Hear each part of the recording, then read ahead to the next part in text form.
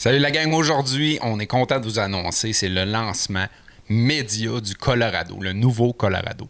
Les mid-size trucks, vous le savez, on en parle souvent à l'émission, c'est de plus en plus populaire, il y a une demande énorme pour ça, vous en avez parlé lorsqu'on essayait le Nissan Frontier, on avait le Ford Ranger qu'on avait essayé avec le kit Tremor, c'est des formats de camions, de camionnettes, de truck que le monde adore. De plus en plus, on se dirige là-dedans, que ce soit les tripeux d'off-road légers ou le monde qui tripe overland. Puis le Colorado, je vous le dis, arrive avec de quoi de très, très, très intéressant. Premièrement, le look. Quand on parle du look, écoutez, les goûts, ça se discute pas, je le sais, mais moi, j'adore le look.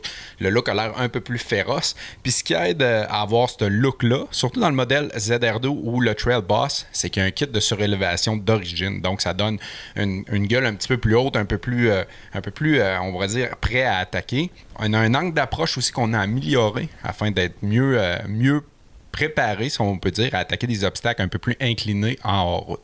Mais avant de continuer avec toutes les spécifications en route, on va y aller un petit peu avec les specs qui intéressent un peu les gens. On parle de quoi comme motorisation? Donc, spécification moteur, on parle d'un moteur 2.7 litres turbo, dépendamment quel modèle aussi, parce que les packages vont changer.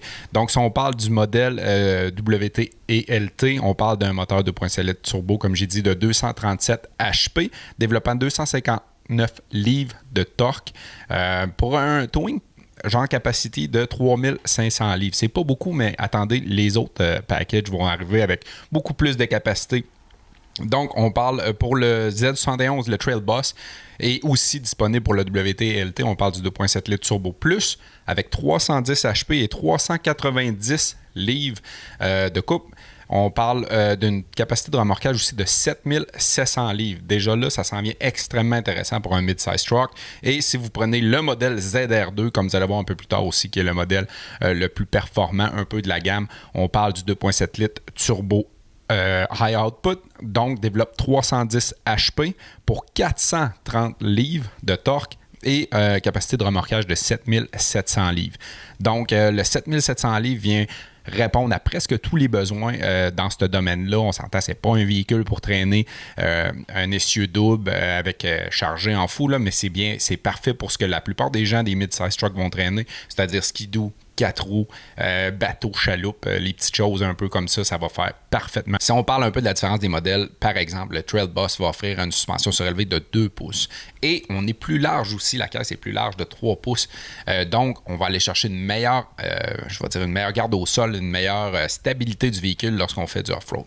Mais si vous tripez vraiment en route, puis habituellement, quand vous suivez le magazine, c'est plus un peu votre direction, je vous conseille le ZR2. Le ZR2 sont arrivés avec un modèle extrêmement intéressant. On parle de 3 pouces de lift d'origine. On parle de beaucoup de capacité, que ce soit les lockers pour barrer vos différentiels, que ce soit, on est plus large aussi, meilleur angle d'attaque. La bedaine est surélevée aussi pour ceux qui font un peu plus de route, vous comprenez l'avantage de ça, d'éclairer les obstacles en dessous du véhicule. C'est très, très apprécié. On a une panoplie de petites choses aussi comme les beadlocks. Là, on fait une parenthèse, beadlock capable et non des vrais beadlocks, mais quand même un beadlock qui va vous aider lorsque vous faites du hors-route. Sinon, on a un paquet d'options et de modes aussi dans le véhicule pour vous assister en hors-route si vous êtes un petit peu moins expérimenté. Puis même si vous êtes expérimenté, des fois, ces petits modes-là, c'est très simple, mais ça vous facilite beaucoup la vie. Donc, vous avez 5 modes disponibles dans les véhicules. Le mode numéro 1, qui est le mode normal, qui est la vie de tous les jours. Dans le fond, aller au travail, revenir, rien de plus que ça. Le mode numéro 2, on parle du mode remorquage, travail, qui va changer un peu. Dans le fond, tous ces modes-là vont changer beaucoup sur les rapports de la transmission, un peu sur la réponse à votre pédale. Donc, travail, remorquage, c'est le mode enclenché si vous avez des charges à pouvoir tirer. Ensuite, on voit que le mode, il y a le mode off-road, le mode terrain et le mode Baja. Le mode off-road, c'est le mode... on fait de la trail légère, un mode 4x4 avec une meilleure réponse à la traction. Léger, comme on dit. Ensuite, vous avez le mode terrain, qui est le mode un petit peu plus extrême, si je peux dire, qui, selon Chevrolet, est décrit comme étant pour faire du sentier à basse vitesse, donc souvent on va dire rock crawling, on s'entend là, stock. Donc, une meilleure traction à basse vitesse, meilleure réponse encore là de la transmission. Donc, peut-être une option qui pourrait être intéressante pour vous autres, la gang. Et le dernier mode, qui est le mode Baja, décrit un peu comme le mode obstacle haute vitesse, donc comme les Baja un peu. On parle ici de modes qui vont changer, comme j'ai dit, seulement sur la traction. Et peut-être sur la réponse de la pédale aussi, et les changements de vitesse, excusez-moi, de la transmission.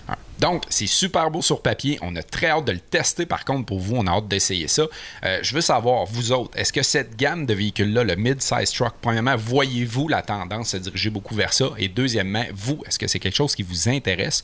Est-ce que c'est une catégorie de véhicules qui peut venir répondre à des besoins chez vous? C'est ça qu'on veut savoir. Puis, comment vous trouvez le look du nouveau Colorado? Merci, la gang.